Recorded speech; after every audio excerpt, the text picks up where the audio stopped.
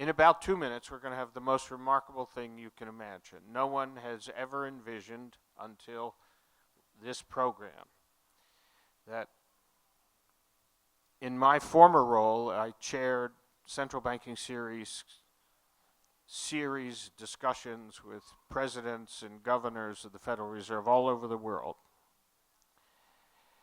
Never dreamed that there would be a panel of 3 distinguished Federal Reserve officials. One of them, Dave Altig, on the far left, is a member of the Global Interdependence Board, traveled from Atlanta. The other, Ian and Jocelyn, traveled from Portland, Oregon, or Las Vegas to be here today at this meeting with a viewpoint from the Federal Reserve. Now, I have to warn you, they are all trained Fed central bankers. They have all studied very seriously. You may see data. If you see data and it reads something like 486 billion point 2, I want to explain to you what is the point 2. When we go and study economics and finance, we go to graduate schools, we get fancy degrees, forget all that stuff. What they teach us is insert point 2. Why? Because to develop the image of expertise, which the Federal Reserve works very hard at doing, it is necessary for you to believe that the folks who are presenting to you are experts. So they add the point 2. That's why you see the estimates of the federal deficit at 486 billion point 2. Simple description. The economist goes to visit the Grand Canyon with his wife. She is there and she says, "This is a marvelous piece of geography. How old is it?" He says, 10 million and 6 years. She says, "What's the 6 years?" He says, "I was here 6 years ago. I asked the ranger how old it was. He said it was 10 million years old." Point 2. Without further ado, here's what we're going to do. Jocelyn's going first. The bios are there. You have them. I'm not going to read them. Ian next. Dave next. 10 minutes for Q&A, and we're going to run it by the clock, and Jill is our timetable, so I'll get out of the way. Jocelyn, it's all yours. Okay, well, good morning, everyone. I guess David has introduced me. I'm Jocelyn Cousins with the Federal Reserve Bank of San Francisco, and I'm part of the Community Development Department at the Fed. We work with a wide range of organizations to create economic opportunity for lower-income Americans. I know when you hear the name Federal Reserve Bank, you think of monetary policy, rates, and economics. Well, that's not me. So I'm going to leave that topic to Dave Altig, our economist here on the panel.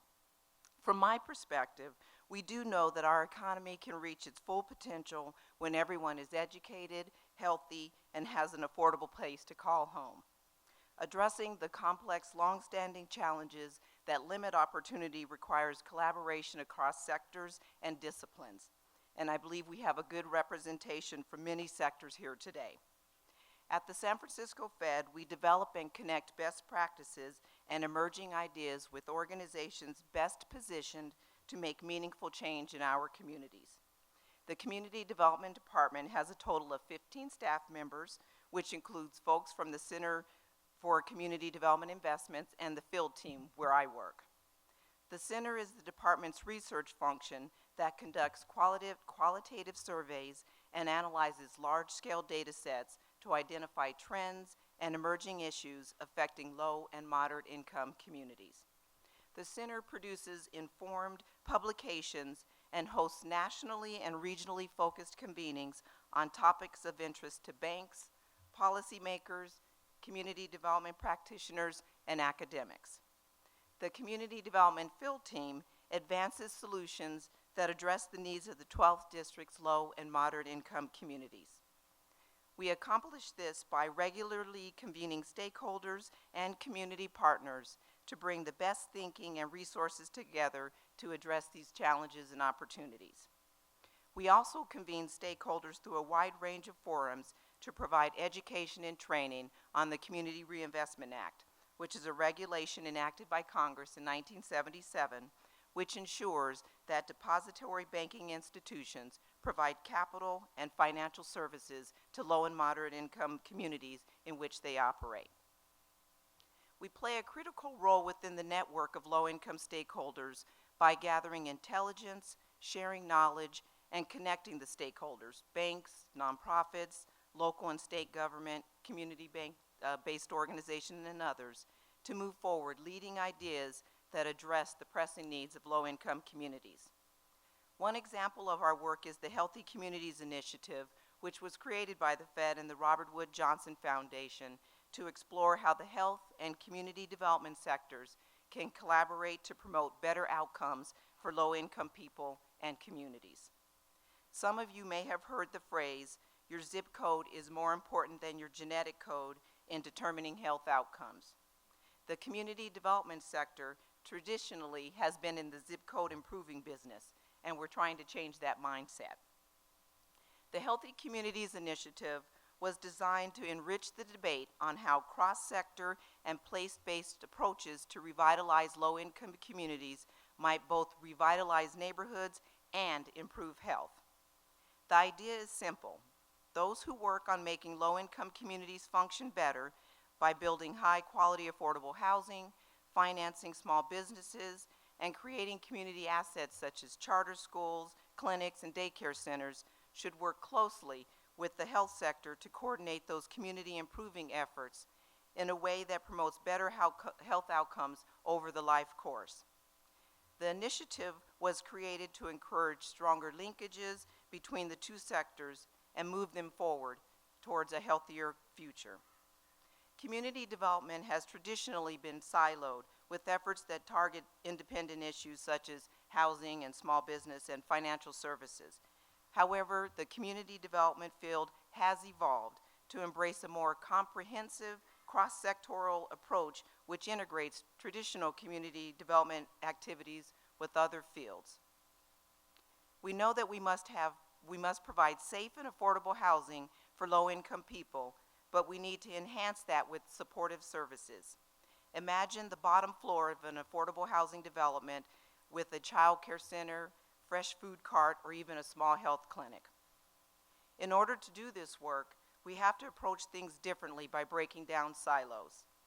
Growing evidence that the economic and social conditions in a community have a major impact on the health of residents of that community has led to greater collaboration between those involved in community development and in health. Improving health is an all-hands-on-deck activity that will require the integration of not just community development and health, but also early care, education, public safety, economic development, community empowerment, etc.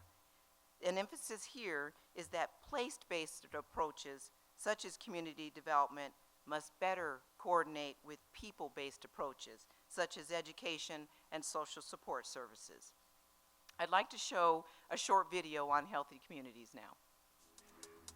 So I believe that the video really explains the work and how through true collaboration we can make a difference in our community. I had a conversation with Stephanie a few weeks ago, and she told me about a new project that that Columbus is venturing into that's going to include housing and supportive services. So that video, next time we redo it, will include Salt Lake City and Columbus in that video as an example of a project and an organization that's being collaborative in their efforts to make a difference in the community. I mentioned earlier that we work with a wide range of organizations to create economic opportunity for lower income Americans. You may be asking yourself, how is that relevant to the disabled community we're discussing here today? I want to share some stats with you that made the connection for me, and I think this is more for me than it is for you, because I know you'll know all of this information. People with disabilities face additional burdens to finding safe and affordable housing, such as being subjected to housing discrimination and encountering limited availability of housing units. They are more likely to have a severe rent burden, which is more than 1/2 of their income. The average market rent in Salt Lake County is $1,000 a month for a one-bedroom apartment. There are 116,000 individuals ages 16 to 64 in Utah with disabilities, 50,000 in Salt Lake County. Approximately 1 to 3% of the population has a developmental disability, which is the group that is most at risk for poverty. The average earning for an individual with a disability is $17,000 and $28,000 for a non-disabled person. This does qualify for income, and for me that made the connection in terms of the population that the Fed focuses on in the Community Development Department.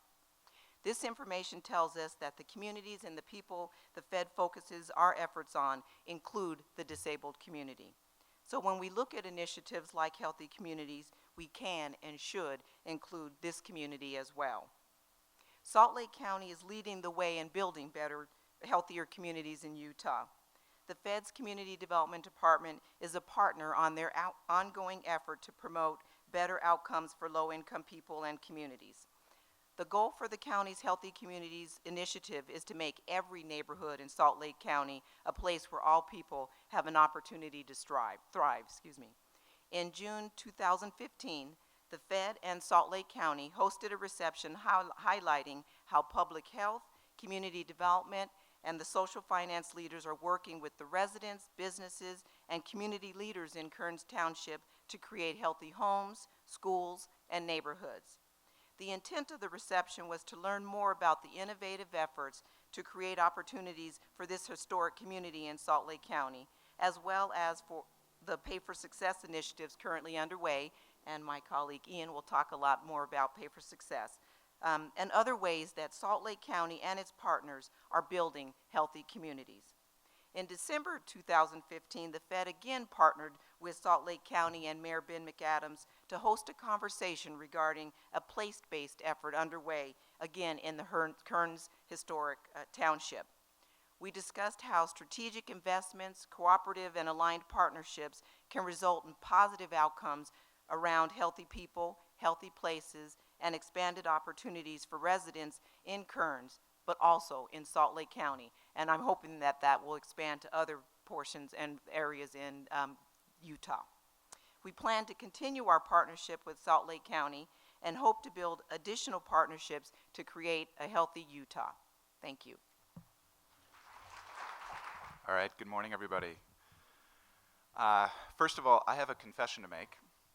Stephanie was very clear on our planning call for this panel that I was supposed to talk about two things, Pay for Success financing and crowdfunding. I was going to do that until I dug into crowdfunding and came to the conclusion that A, crowdfunding is super boring, and B, there's very little overlap with all of the work that you all are doing, and it seemed like not necessarily the best way to spend the 10 minutes I have here today. That being said, I will give you the 30-second advertisement about crowdfunding if you're interested in hearing more about it. Feel free to contact me. My email is on the last slide of my presentation. Basically, there are two types of crowdfunding that are currently being used today. One is the donation type of platform, which Kickstarter, Kiva to some extent, most of you have heard of. You contribute funds to a project or product development in exchange for getting access to that product first, or in Kiva's case, potentially getting your money back if a small business owner is able to repay the loan. It's not really a loan, it's a donation. So there's the donation platform that can be used, and then there's the investment platform, which is relatively new. This is something that people have been talking about for quite some time. It wasn't really possible to invest in projects through crowdfunding platforms until October of last year, when the SEC finally released guidelines about what was allowed and not allowed in terms of how large could the investment be, who could invest in that project. Basically, the gist of it is, and there's, of course, 1,000 pages that you're welcome to peruse if you'd like to get the details, but the gist is, if you're a business and you're trying to raise investment through a crowdfunding platform, you can raise up to $1 million over the course of a 12-month period from individuals who can invest no more than 5% of their total annual income if they make less than $100,000 a year, or 10% of their total annual income if they make more than $100,000 a year. So that's the sort of general state of affairs when it comes to crowdfunding sites. There's not a lot of them online yet because the guidance just came out. But again, if you'd like to learn more about crowdfunding, I'm sorry, Stephanie. please go ahead and reach out to me. Happy to get into the details with you. So the gist of my presentation today is going to be on pay-for-success financing, otherwise known as social impact bonds. You've probably all heard of this because Mayor McAdams' administration has been a leader in the country on using this tool to fund early childhood education here in Salt Lake County. I'm going to talk about how potentially pay-for-success could be retooled to help people with disabilities. So I was so excited, Stephanie shared a really interesting economic impact study on this particular program, which to be frank, I had no exposure to until I read that report, this vocational rehabilitation program. And I was just so struck by the opportunity here to scale this program up, potentially using a pay-for-success tool, that I did some quick back-of-the-envelope calculations and modeled out what that would look like. So that's going to be my presentation today, is just introducing the tool and then talking about how we could use it to scale this program up to help a lot more people. So hopefully that's interesting. Okay. This is us. We keep driving off of this curvy road on this steep hill and hitting the valley floor below. And our solution to this problem has been to build a hospital at the bottom of the hill, which is very compassionate. I mean, that's the right solution when you have people who need emergency care for something that, to be fair, could have been avoided, but they need emergency care. The truth is we do this with a whole lot of things. We do this with our prison system. And we do this with a range of community services that could be avoided if we had made the right investments upstream so that they wouldn't be necessary downstream. So of course you're looking at this and you're all thinking the same thing, which is this is silly. Why don't we spend more time and money on straightening the road or putting in better guardrails or speed bumps or signage or whatever would keep people from driving off the road in the first place and not needing all of this remediation down the road. So there's two reasons for that in my mind. There's actually probably a lot of reasons why we can't do this as effectively as we would like. But there's two I want to highlight, and it's the reason that Pay-for-Success is such an interesting tool to me. The first is we're out of money because we're spending all of our money on this stuff at the bottom of the hill, which is a problem. And we can't divest in those things because we need them now, right? We can't shut down all of our hospitals to invest in the upstream social determinants of health because, and this is part two, there's some risk. If we do that and we invest in those things and they don't actually work, then we are in a really tough spot because we've spent all our money on upstream interventions that ultimately didn't reduce the need for remediation. And now we have no infrastructure left to provide that remediation when it's needed. So it's sort of this double whammy problem. And the combined challenges of those two things are what keep us largely, from a policy standpoint, from making substantial upstream investments that would pay off downstream in reduced need for all of this treatment. So that's kind of the context that Pay-for-Success, I think, works best. Pay-for-Success, otherwise known as social impact bonds, means the same thing, not a bond, so I like to use Pay-for-Success instead. It has one big key innovation, and that is that you are paying for the end of a process as opposed to the beginning of a process. So usually when we have a social problem that we're trying to solve, we put a RFP out into the world for nonprofits to apply. They send in their best ideas. We pick the one that we like the most. We give them a grant, and then they run their program for some period of time. And the hope is that at the end of that process, the thing that we wanted will have been achieved. The problem with that, of course, is that sometimes it doesn't work. So there's risk involved. So this flips that model on its head and says, okay, the contract we're going to enter into with the nonprofit is when you deliver the thing that you're supposed to deliver, and it works the way it's supposed to work, then we'll pay you, right? Only if it works. If it doesn't work, we don't pay. Now, in order to do that, you need an independent impact auditor to come in and actually measure success. And of course, to underscore this, the reason we call it pay for success, you need an end payer who's really committed to only paying for success, to not paying for anything less. So that's the key innovation with pay for success, is this performance-based contract, nonprofit, usually government agency, that only pays for outcomes that can be verified by an independent impact auditor. So that's the kind of main innovation with pay for success.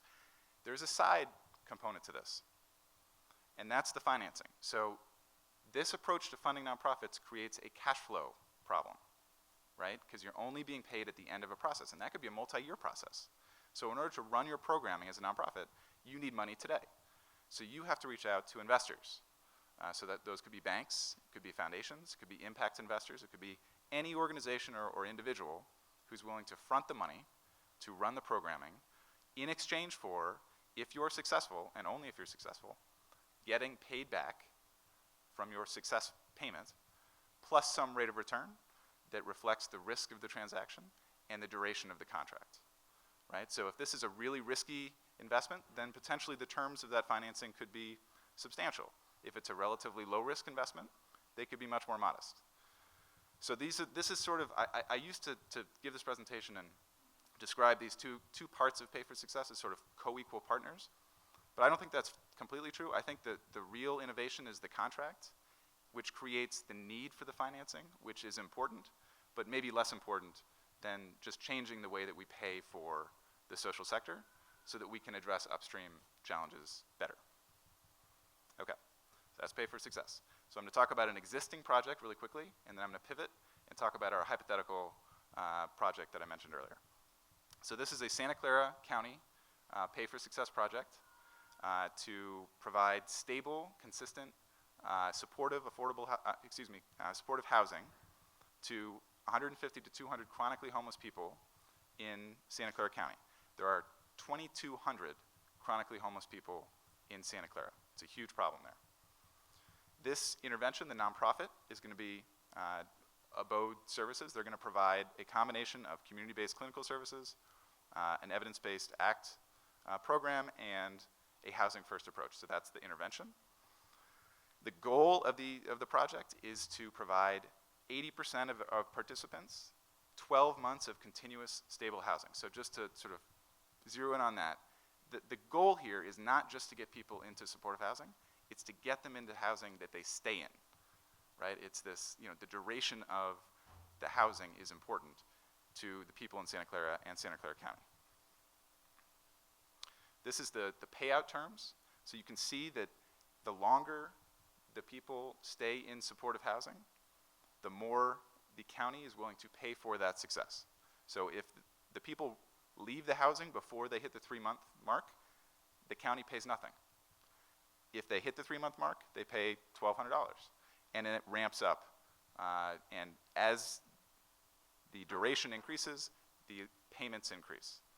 So if Abode is very successful in producing the outcome that the county wants, then the county will pay a substantial amount of money for that, upwards of $8 million, which will be used to repay the investors who provided the upfront $6.9 million to run this program. So that is kind of a boilerplate pay for success example. Let's talk about Utah and people with disabilities here. I have to apologize in advance. I am not an expert in disability policy or programming. So if I say anything that is incorrect, I apologize in advance. I'm sure I will. And my statistics don't match up completely with Jocelyn's, which makes me think that her stats are more current than mine. This is based on that University of Utah study that I mentioned, the economic impact. And apparently in 2008, according to the American Community Survey, there were 240,000 people living in the state of Utah with a disability. So that's the scope of the problem. Jocelyn touched on this a little bit earlier in her presentation. The employment rate among non-disabled people here in the state of Utah is 80%. And it's 46% with people, for people that have a disability, obviously a substantial disparity. And it affects earnings as well. Without a disability, median wages are $26,000. With a disability, median wages are $20,000. So this is sort of a two-part problem. We have an employment challenge and we have an income earning challenge. So those are the two challenges we're trying to fix with this intervention. So vocational rehabilitation, which I just learned about a week ago, is a program that basically helps people with disabilities maximize their earning potential and employment potential. And they do it through a number of different programs. Currently, and this is, I think, circa fiscal year 2005, this could be substantially different now, but according to the study, this program in Utah served 26,000 people a year. That program increased individual earnings of the people who got access to the program by $3,200 a year. So substantial increase, statistically significant increase in earnings. The cost of providing the service was $1,500. So you can see already that there's an opportunity here. The cost is lower than the benefit. But this is benefit that accrues to the individual, not necessarily to the government. The government would be the one that would be paying in a success contract. So let's look at government savings. And this is what got me really excited about this study and about pay for success. So it turns out that if you get access to the program, you don't even need to complete the program. If you have access to the program, it reduces your utilization of public assistance programs to the tune of about $450 a year. So those programs are paid for both by the state of Utah and also the federal government. And then the big one is Medicaid. And that's also a split between the state of Utah and the federal government. I think the federal government pays 75% of Medicaid here in the state of Utah. The state pays the remaining 25%. That saves $5,000 to Medicaid every year if you get access to this VR program. So substantial potential savings to the Medicaid system. Sorry about this, and it's, I'm sure, hard to read for the people in the back. And I'm happy to share these slides. And I just want to emphasize this is all back of the envelope estimations. This has not been run through Dave's shop. So I'm not speaking as a member of the economic research team for the Federal Reserve. But this is just supposed to give you a sense of how this could work. So what if we just went completely all in on this program, right? Because the problem with this is it's super successful, but it's only meeting 10% of the need, right? It's only providing services to 24,000 people a year, or 25,000 people a year, whereas there's 240,000 people who need it. So what if we gave it to everybody? What would that do? What would that look like? Well, it would save, for starters, $1.17 billion to the federal government and the state of Utah in reduced public welfare payments and Medicaid payments. So substantial savings.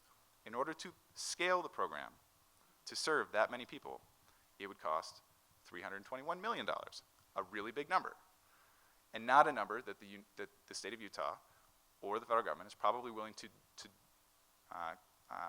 fund, to pay for itself, which is why we potentially need a pay for success solution. In order to put one of these deals together, there's transaction costs. I have estimated that to be about 10% of the cost of the program. So that's $32 million. So the total upfront initial investment that the investor or group of investors would have to provide is $353 million. If you take that out of the potential cost savings, it still leaves $817 million in public savings to the federal government and the state of Utah. And then from that, you have to carve out some rate of return for the investors who are providing all of this upfront money, the $353 million, and taking on the risk that the program doesn't work. So that's the $28 million at the bottom, and that's an 8% rate of return. And that's just, again, an estimate. And it would really depend upon the particular project. So that's how this would look from a public benefit standpoint, from an investment standpoint. But I just want to bring back one other important number, and that's the increased earnings to the people who have participated in the project. So if you gave this to everybody who needs it in the state of Utah, they would make $685 million more than they make now every year. So I can't include that in this pay for success contract because it's not a public savings, but the private benefit is almost as large as the net public savings to scaling this program and giving it to everybody who needs it. So I don't want to lose that piece. It's a huge benefit to the people who are benefiting from access to this program. This is still really new, as you guys know. There have only been 11 Pay for Success projects in the country. The second one was actually here in Salt Lake County. So we're still kind of inventing this as we go along. So I don't want to pretend like this is a panacea and an appropriate policy response to all social challenges, but it seems like a really good one for this particular program because of the underlying economics. I usually get a whole bunch of questions, which I won't go through here, but maybe seed them in your mind for the Q&A at the end of this panel. About Pay for Success, some concerns about Pay for Success, some issues as it applies to smaller nonprofits and fraud and abuse, all legitimate questions. And I'm happy to get into them at the Q&A, and I'm also happy to answer any questions via email. If you have them, please don't hesitate to reach out if you're interested in talking about this program or talking about any other potential application of Pay for Success. Would love to talk to you. My contact information is there below. Thank you so much. Appreciate it. Well, it's a great pleasure to be here for all sorts of reasons, but one of them is I finally get to give a speech where I'm not talking about when interest rates are going up next. For those of you who wonder what a director of research does at a Federal Reserve Bank, we're basically the chief economist. So most of my time is spent out making talks about macroeconomy and monetary policy. And often in the Q&A after that, I'll be asked the question, well, so you as a participant in the monetary policy making process, how would you define success? And my answer is often I define success when the discussion turns from what the Fed is going to do next to how we're going to solve the deep structural problems in this country that will move the material circumstances of our citizens forward, including those who are most vulnerable in society. So it is really I'm going to take off my chief economist hat in this talk and put on my hat as head of the Community Economic Development Group at the Atlanta Fed, and we'll enjoy doing it. So we've heard about much of the work in the Federal Reserve on community economic development, the Healthy Communities Initiative, the Social Impact Bond initiatives. I'm going to talk about the workforce development initiatives. I'm going to briefly, you see this is working, this session? Now I don't want to contribute to the notion that the Fed can fix everything, but it is what it is. So just very briefly, Jocelyn mentioned this. I mean, the effort started out in the late 70s with the Community Reinvestment Act, and not too long after that, basically the community economic, so that's basically a supervision and regulation function. It's to make sure banks are not redlining. That was sort of the intention at the time. And it wasn't very long before we realized we needed a public face to the public. And so community affairs is what we called it at the time. Officers were stood up in the early 1980s. And that was mainly an outreach function. It was just to put a face to the Fed, to say we're here, and basically give people somebody to yell at. That was sort of what the function was all about. It has evolved over time, and I think you're seeing it in this panel. And to me, there was a watershed event just basically 4 years ago when the system went through a strategic update of its community economic development programs and moved to finally what we had been evolving to for a long time, an evidence-based, data-driven, research-oriented presence in the community to make sure that we were spending our time not just providing a friendly face to the public, but actually participating in our communities and making a difference. And I think you've already heard some of that. I kind of think of what we do as, in this regard, as this sort of push-me-pull-you model. Part of it is a face. It's an outreach function. That's what we're doing. But importantly, what we're doing is pulling in from you, pulling in from the public, the information we need to find out how we can be most effective in our communities and in essence, be good corporate citizens. Now, when I put my chief economist hat back on, when I talk about workforce development, there is a bigger picture on that sort of pulling from you, and that is, we're charged with contributing to maximum sustainable employment in the U.S. economy as members of the Federal Reserve, and there's nothing sort of more vital than that, than these questions about workforce development. So I'm going to say a few words about that. So about 3 years, and I'm going to give you the experience, one of the experiences, a case study of what we did in Atlanta. So a few years ago, 2013, we began to basically pull from the public, from providers of services for workforce development in the metro Atlanta area, from businesses who were interested in workforce development, from civic leaders who were engaged in workforce development activities, say, how is the system working? What's right? What's wrong? And what we heard essentially was a whole bunch is wrong. It turns out that when you're doing the work of the angels, that doesn't make you an angel. And what I mean by that is, there was competitive pressure in the workforce development community. There was sort of tunnel vision. There was a great deal of disconnect. And the very first thing we wanted to do was be able to sort of provide a metric for that disconnect. So here's what we did. In collaboration with essentially what became a steering group for workforce development efforts in the metro Atlanta area. We sent out a survey, surveyed in the end roughly 200 service providers providing services for workforce development in about 400 different locations in about a 6-county area.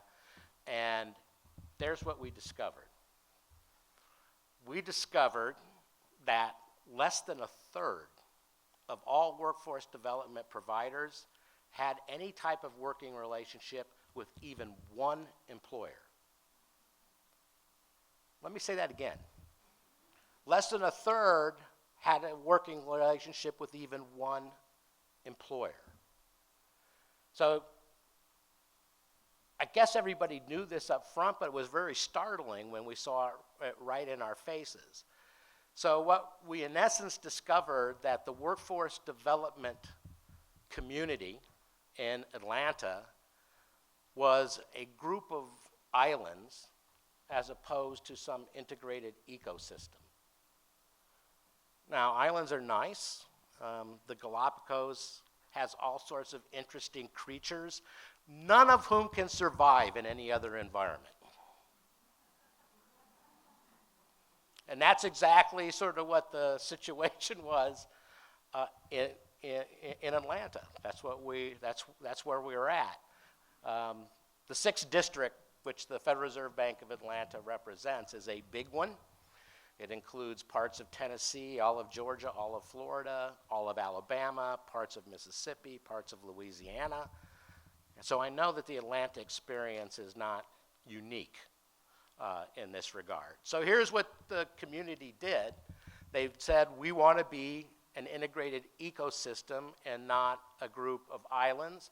The outcome was this project that goes by the name of MAX, the Metro Atlanta Exchange for Workforce Solutions. Its most visible presence, pardon me, is in this portal, which basically consolidated the information of all the workforce development providers within the area, within the metro area, as a resource for employers, for educators, for anyone interested in finding out what the resources were that exist to move forward with their needs as potential employers and as potential recipients of the services of the workforce development entities. So it got all of these entities working together, and it began to provide a mechanism by which that 1/3 number could grow to something much, much bigger, and necessarily so. Now, the MAX program is actually something quite a bit larger than just this website. What it did was it began to build that ecosystem, that infrastructure, that set of connections, those conversations between employers and providers of employees that did not exist before. An interesting offshoot of this has to do with the group of service providers who were providing services for people with disabilities. And one of the things that we learned is, much like many of the workforce development entities generally were not very well connected,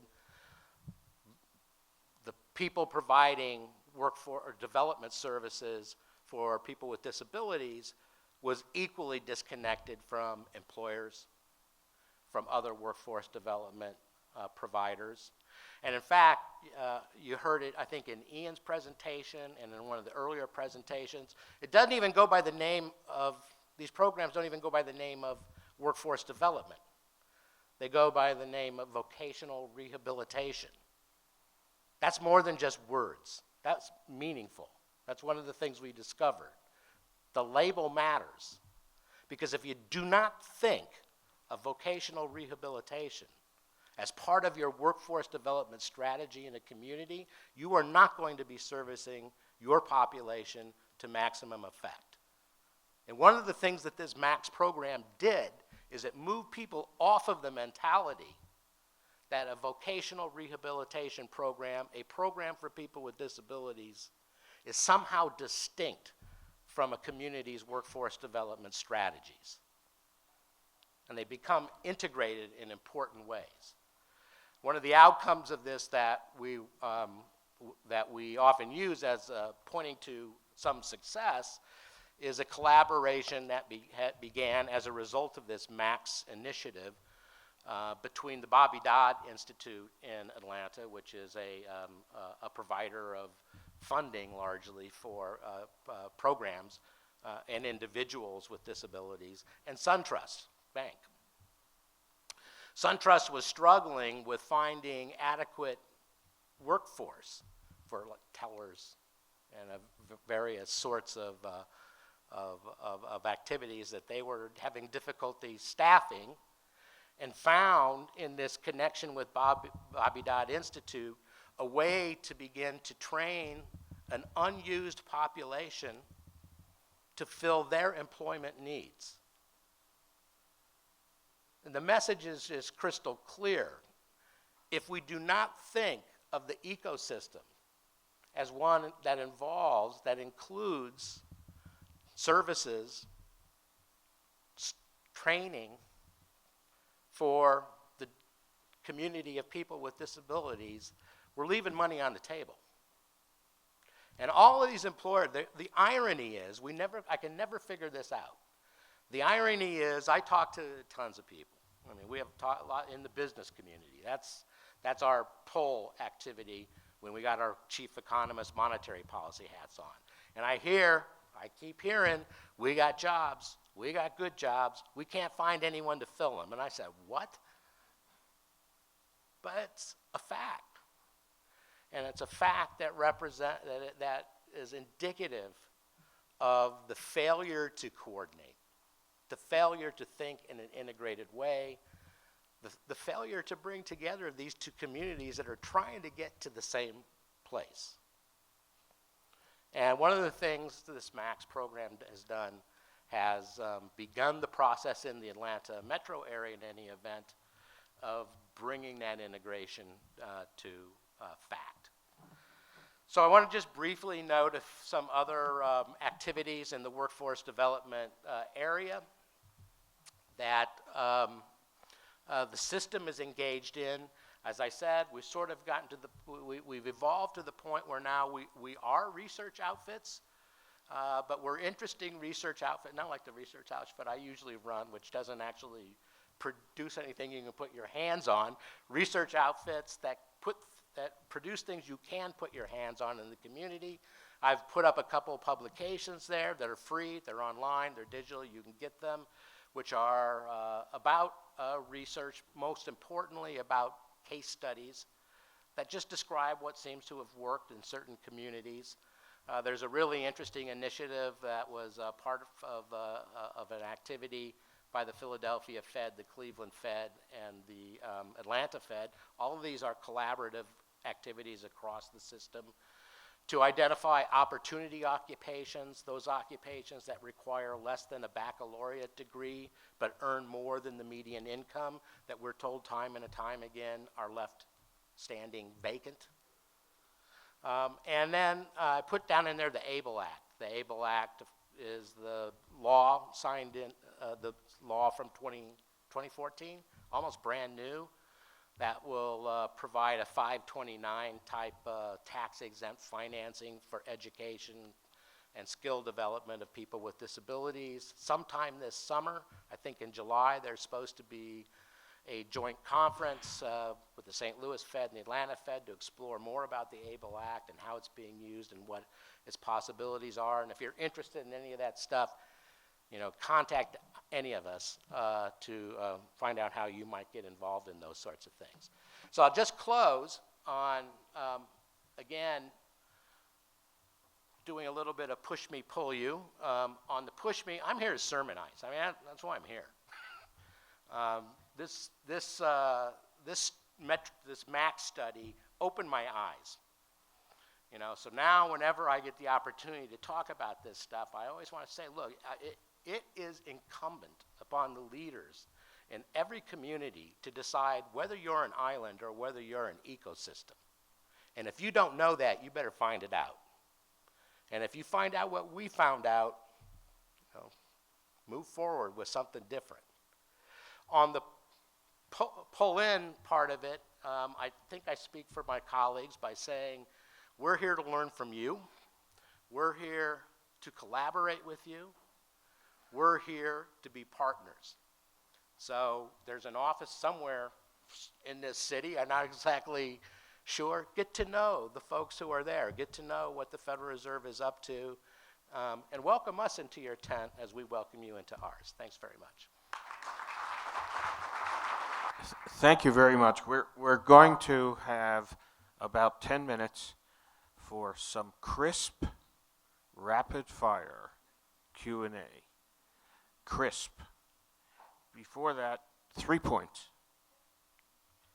First, for those who think of the Federal Reserve as sitting in Washington and deliberating interest rates, you see firsthand the contribution from the regional banks of the Fed. And the Global Interdependence Center for the last 20 years has emphasized the importance of the regional banks, what they do in development, what they do in research. You have 2 of them represented here, Atlanta and San Francisco. There are 11 plus a place called New York. New York is another country. The language is similar. The currency is the same, but doesn't resemble the 11 regional banks that are doing heavy lifting for the United States. So let's thank the panel for that. Next, there is an issue. The issue is, and we've talked about it informally, and maybe we can get a comment crisply from one of our panelists on minimum wage, sub-minimum wage, a very important issue for this organization. If you have revenue and you have a limit on what you can pay someone and you have to support them with a social work allocation, you have an economic problem. And this country is in the massive debate over what a minimum wage should be. And there should be some participation in the sub-minimum wage, gradations of minimum wage. This is an issue not getting discussion. We've talked about it here informally. And last, the employment report was released today. What did we see? The unemployment rate. We saw measures of the unemployment rate. We saw the unemployment rate by population age, by gender, by households. Did anybody see the unemployment rate for disabled persons by category? No. We look at the unemployment rate every month. We work with it all the time. And you were dealing with a cohort that is in the millions in the United States. So another way to think about it. My 3 points, quick comment on minimum wage, sub-minimum wage. On labor statistics, crisply, any panelists, and then we'll get right to Q&A. Dave or Ian or Jocelyn? Is this on? Yeah, okay, good. Yeah, so here's, I can speak to what the profession thinks it knows. I won't speak for the Federal Reserve, what the Federal Reserve thinks it knows on this. I'll put on my academic economist hat. The minimum wage, I think, there's still disagreements about kind of what the impact is. But I think if you kind of objectively read the evidence, it tells you that there is an extremely large redistributive element to minimum wage legislation. And basically the redistribution is is from those with lower skills to those with higher skills, as you might guess. I mean, this is Econ 101. If you force an employer to pay more money, they've got to find someone with a higher skill set to justify that payment. And what that effectively does is locks out individuals of lower skill individuals from the opportunity to learn by doing and to become attached to the labor force. So perhaps the sub-minimum wage is the answer to that. It certainly is one answer to that. I don't know that there's tons of evidence on that particular issue, but for people whose goals are to address the prospects of employment and lifetime earning for a lower income, lower skill population, and lower skill for whatever reason, it ought to be a concern, and there ought to be more done on it. And I will say that there is minimum wage research done in the Federal Reserve because understanding that effect is part of our employment mandate quite properly. So anyone have any idea? We talked about this a little last night, so this might be an opportunity for some collaboration here that would be useful. Ian, any comment? Jocelyn? Before we go to Q&A to the audience. Again, I can't speak for the Federal Reserve here, but I was in a community meeting yesterday, and a statistic was brought up, which I can't verify, but it was coming from a good source. And we were talking about the minimum wage, and he mentioned that at least in the service industry, 25% of employment costs, so the cost that the business is paying for their employees, 25% goes to training and onboarding of new employees. So the way I think about that is the cost of employee turnover. And while the literature on the minimum wage having the distributive effect that Dave was talking about is certainly well verified, I wonder if there's a counter effect in terms of better employee retention because you are providing wages to people at a higher rate than they could get elsewhere that could counterbalance that to some extent. So I think there's two effects that need to be considered, and not necessarily just the effect it's going to have on reducing employment among low-skilled workers. That's just my only additional thought. Quick questions. Anyone? If you want to know what the interest rates are going to be next month, you can ask now. Quick, sir, Chris, question.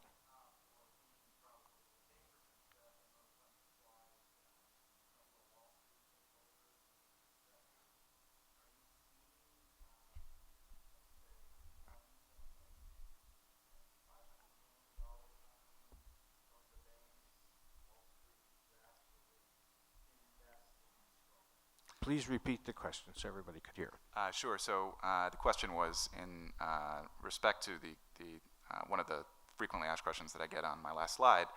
Is this going to lead to a Wall Street takeover of the social sector? And actually, that's usually the first question I get when I give this presentation. And I just want to give credit where credit is due. And Sean, I'm looking at you here from Goldman Sachs. Goldman Sachs has invested in 4 projects of the 11. They were the first senior investor in a pay-for-success project in the country. It's part of their urban investment group based in New York. And they've really taken this on, I think, for a couple reasons. One, it is CRA eligible, or has been at least in one case. And the other is, I think they see this as an innovative way to tackle social challenges that conventional community development finance has a harder time affecting. So for me, coming from the community development finance industry, I'm more comfortable with banks as partners in social programs. We have been building affordable housing, community facilities, doing neighborhood revitalization work, small business lending for 40 years under the CRA, with great partnership and great success with banks. So I'm less concerned about that risk, and I think it comes down to the individual contracts and making sure you have the right bank partner at the table with you. And I think as long as everybody's on the same page, that's something that I consider to be a low-risk proposition. Thank you. Jill is giving me a warning sign. Quick question. Anyone? Going once? I have one. Will the slides that we've seen be available on Columbus website and Global Interdependence Center website? When will they be up? All right, they'll be up next week sometime. And and the invitation to contact with questions is a genuine one. The Federal Reserve does not bite, usually. Anybody else? Thank you very much. It's a great panel. Thank you.